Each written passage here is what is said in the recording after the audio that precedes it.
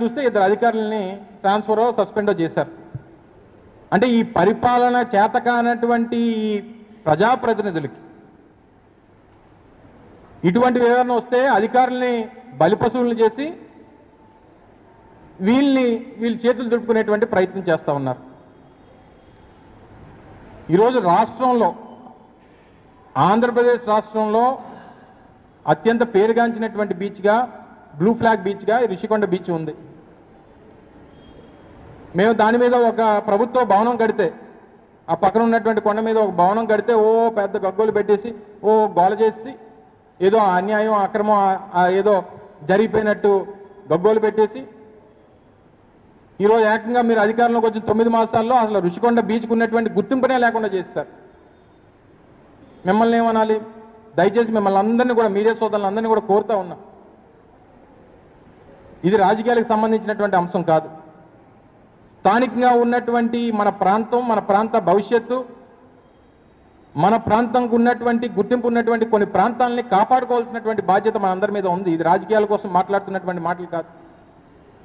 మీరు కూడా దీని మీద పెద్ద ఎత్తున ప్రజల తాలూకు స్పందన తీసుకోవాలి, ప్రభుత్వం మీద ఒత్తిడి తీసుకొని రావాలి. వారు చేసినటువంటి చేతకాని చర్యల వల్ల ఈరోజు మన ప్రాంతం నష్టపోతా ఉంది. ఈరోజు ఉదాహరణకి ఉత్తరాంధ్రలో భోగాపురం ఇంటర్నేషనల్ ఎయిర్పోర్ట్ తీసుకొచ్చిన జగన్మోహన్ రెడ్డి గారు, మూలపేటలో పోర్టు నిర్మాణం జరుగుతూ ఉన్నా జగన్మోహన్ రెడ్డి గారు, నర్సీపట్నంలో మెడికల్ కాలేజ్ వచ్చినా, లేకపోతే పాడేరులో మెడికల్ కాలేజ్ వచ్చినా, విజయనగరంలో మెడికల్ కాలేజ్లో ఈరోజు సీట్లు ఈరోజు విద్యార్థులకు దొరుకుతూ ఉన్నా, లేదు ఉద్యానంలో కిడ్నీ రీసెర్చ్ సెంటర్ కట్టినా ఈరోజు ఉత్తరాంధ్ర ప్రాంతానికి ఇంత పెద్ద ఎత్తున మేలు చేస్తుంది వైఎస్ఆర్ కాంగ్రెస్ పార్టీ ప్రభుత్వం.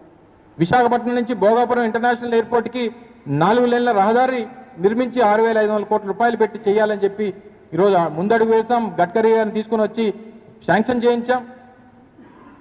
అది ఏమైపోయిందో, ఏం జరుగుతుందో అధిగతి లేదు.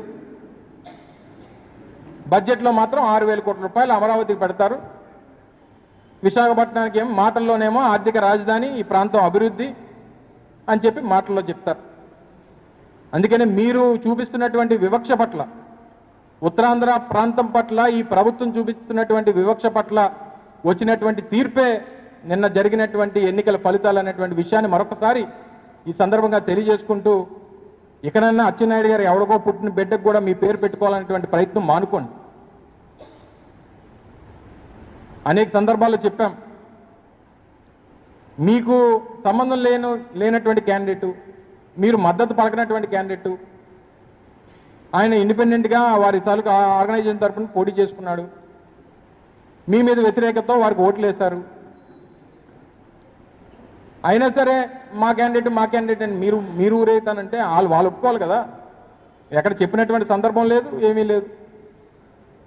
ఏదన్నా నిన్న ఇచ్చినటువంటి ఫలితం ఈ ప్రభుత్వం మీద, ఈ రాష్ట్రంలో ఉన్నటువంటి ప్రభుత్వ ఉద్యోగులకి ఉన్నటువంటి వ్యతిరేకతకి నిదర్శనం అనేటువంటి విషయాన్ని, దాంతోపాటు ఆ విభాగానికి మంత్రిగా ఉన్నటువంటి ముఖ్యమంత్రి గారి కొడుకు తాలూకు చేతకానితనం, ఇవన్నిటికీ ఒక నిదర్శనం అనేటువంటి విషయాన్ని ఈ సందర్భంగా మీకు మరొకసారి తెలియజేసుకుంటూ, ఏదేమైనప్పటికీ వైఎస్ఆర్ కాంగ్రెస్ పార్టీ ప్రజల పక్షాన ఇప్పటికన్నా ఈ రెడ్ బుక్ రాజ్యాంగాన్ని, ఐపీఎస్ అధికారులని, ఇందాక మా సోదరులు కూడా మాట్లాడారు, సోదరిమణులు ఇద్దరు కూడా మాట్లాడారు, ప్రభుత్వంలో పనిచేసినటువంటి ఐపీఎస్ అధికారులని, ఐఏఎస్ అధికారులని సస్పెండ్ చేసి మీరేదో రెడ్ బుక్ రాజ్యాంగాన్ని మీరు కొనసాగిస్తామంటే ఆ రకంగానే భవిష్యత్తు కూడా ఉంటుంది. ఏదేమైనప్పటికీ ప్రజల తాలూకా తీర్పు ప్రజాస్వామ్యంలో అంతిమం. దాని ప్రకారం అందరి తాలూకా నడవడిక ఉండాలనేటువంటిది మరొకసారి సందర్భంగా తెలియజేసుకుంటూ సెలవు తీసుకున్నాం. Thank you.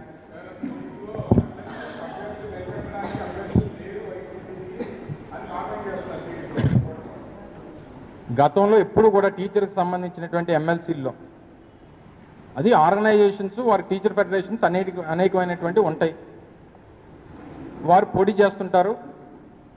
ఏమైనా మద్దతు పలకాలంటే వారికి పలికేటువంటి సందర్భం ఉంటుంది. మేము తీసుకున్నటువంటి ఒక పాలసీ, మా పార్టీకి సంబంధించినటువంటి పాలసీ మేము తీసుకున్నాం. మొన్ననే ఎన్నికలైనాయి, ప్రజల్లో ఇచ్చినటువంటి తీర్పుని మేము అంగీకరించాం, దాని ప్రకారం నడుచుకుంటున్నాం. ఆ రకంగానే ఈసారి ఎన్నికలకు దూరంగా ఉండాలని చెప్పి నిర్ణయించుకున్నాం.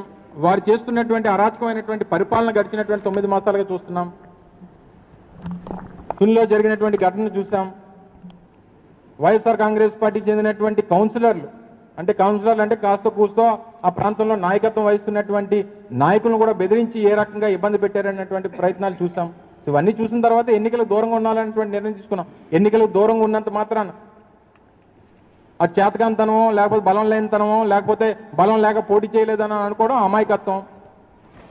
సో ఇవన్నీ కూడా రాజకీయాల్లో పరిస్థితులు బట్టి కొన్ని నిర్ణయాలు పార్టీలు తీసుకుంటుంటాయి.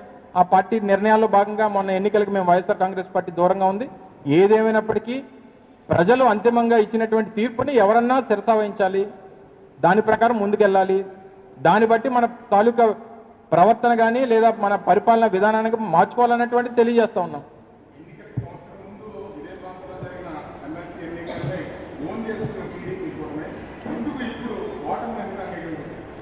వాళ్ళకి అలవాటు, మరి ఏం చేస్తాం, మరి అబద్ధాలు ఆడడం అలవాటు. మరి అచ్చెన్నాయుడు గారికి మరి ఆయనకి ఏం మనసుకు వచ్చిందో, ఆయనకి ఉన్నటువంటి ఆలోచన శక్తి ఏంటో, లేకపోతే ఆయన ఏం మేధావితనం ఉపయోగించాడో మరి నాకైతే అర్థం కావట్లేదు. కానీ మరి ఆయన ఒకడే మాట్లాడా, అందరూ అదే మాట్లాడుతున్నారా? నేను పల్లా శ్రీనివాసరావు గారు కూడా ఒక పత్రికా స్టేట్మెంట్ ఇచ్చినట్టుగా చూసాం.